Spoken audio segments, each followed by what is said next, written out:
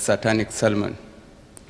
I think I am in full support of what you did, and I am very pleased with the success you got. But will people, say in predominantly Muslim countries, and also Muslims living in this country, follow the same course? Viewing that the book was written here, published here, which means all those actors, the Queen, the head of state, and other leaders who were accused or abused, have read the book, presumably, or some others have read it and translated it to them. They knew it, and yet they allowed it to be published. So if they didn't object to it, we as Muslims living in this country, though I'm not British, but I'm living here, should we not protest to defend our own religion, our own faith, our own belief? May I know what you think about the action of our brothers and sisters in Bradford, who really brought us to light to defend our cause? Thank you. I think you missed the point when I said that if I was here with you when this turmoil was taking place, I would have joined you in your marches, in your crying, in your book burning. I would have been one with you. Did I say that? If you remember, yeah. I said that. I would have been one with you. But now I said I have an advantage. I was far away, and it's taken some time for me to see things. In other words, now I can formulate ideas, which you in the midst of turmoil, sitting on a hot stove, you can't do. It's not your fault. I'm not blaming anybody that, look, why couldn't you do this? Why? I said, look, the reason is you were in turmoil. You are on the run. Like Jesus Christ. You see it in the Bible. The man is on the move. Every time he opens his mouth, people want to stone him. So he's on the move. It's a different circumstances from another man who is at peace and rest and he's able to deliver a message. So I have that advantage and experience from other people's mistakes. I'm benefiting. I said, look, this man here on the program was questioned. Have you read the book? And our heroes, almost all, they said no. So I said, no, I mustn't fall foul of that. Suppose I go to Britain and I offered 50,000 pounds to BBC TV. BBC TV, I offered them 50,000 pounds to give me 5 minutes on prime time to give them the best of Rushdie. I said, you want to read in public? You had the blasphemous banquet? Give me only 5 minutes and I give you 50,000 pounds. Give me 5 minutes to read to you the best of Rushdie. No reply.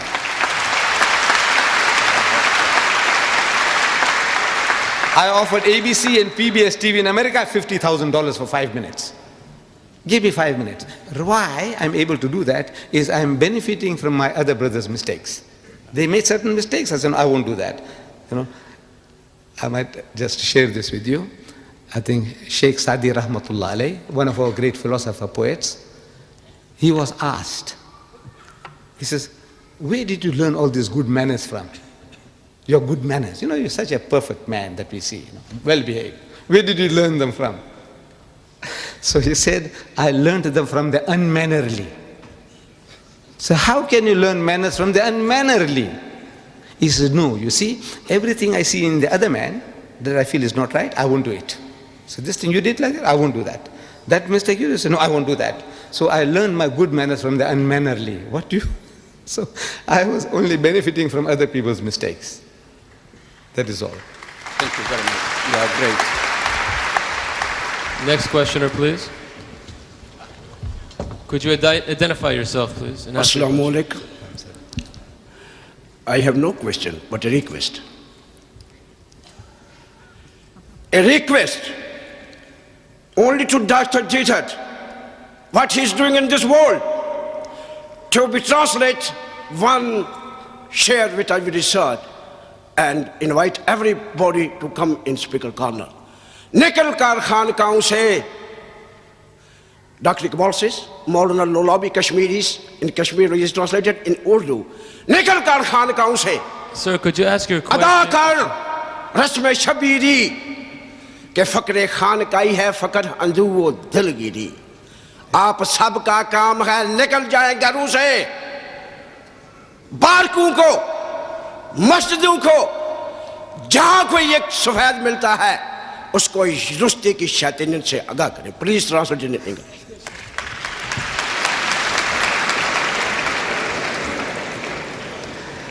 I'm not an Urdu Khan, but so a few words I understood was that instead of remaining in the monkeries and in your cloisters, saying tasbih and sitting down doing nothing, he said, get out and do some work.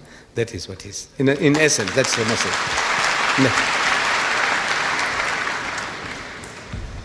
Assalamu alaikum rahmatullahi wa barakatuh. Brothers and sisters, Sheikh Ahmed. It's alright us saying, right, to stop Salman Rushdie for what he's done to the brothers and sisters. But don't you think he's done the damage already to us? Don't you think what he's done already is very bad already? So don't you think that if we did see him, our natural reaction would be to do something to him? Wouldn't you think so? For what he's done to us? You are a Britisher? Yeah. Right. Your feelings are my feelings. Yeah.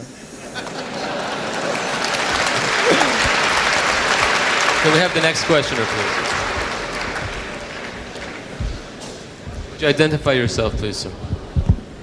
Assalamu alaikum wa barakatuh. After all the things that Salman Rushdie said, and would it be allowed back into Islam? Would he be allowed to accept Islam again? You see, accepting Islam, this is in the hands of God, whether Allah accepts. If you commit murder, rape, whatever, you commit a crime. Now, if you make istighfar, repentance, sincerely to Allah, Allah can forgive you. But in the house of Islam, the Sharia takes its course. Allah can forgive, but the Sharia won't forgive. You committed a murder, deliberate murder, you deserve to die, life for life. But in the hereafter, your recompense is there. Allah says, all right, okay, you sincerely repented, I forgive you. That's his prerogative. But the Sharia has no right. The Sharia won't allow you to forgive if you do a crime.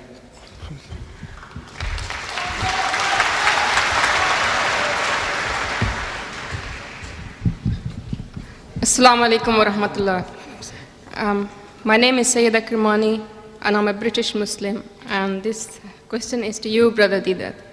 You mentioned in your course of speech the Islamic punishment for adulterers and slanderers, but you haven't mentioned the punishment which says in the Quran for the blasphemy that Rushdie committed. And as a Muslim, and as far as my knowledge goes of the Quran, your approach to Rushdie affair is in contradiction of Holy Quran. My second question is... Now that was a statement. My second question is... That was not a question, that was a statement you made. Do you agree with this? What? Do you agree with my statement? What statement did you make? What did you say? In Quran, the punishment for blasphemy against the Prophet of Allah is quite different. It's either by death or by stoning or cutting arms and legs. And that's what it says in Quran. Yes. Right, I'll answer you, my sister. We were dealing with the subject, how Rushdie fooled the West. Now, this thing I was telling you is so vast that this one person or one time you can't deal with everything. I have dealt with this problem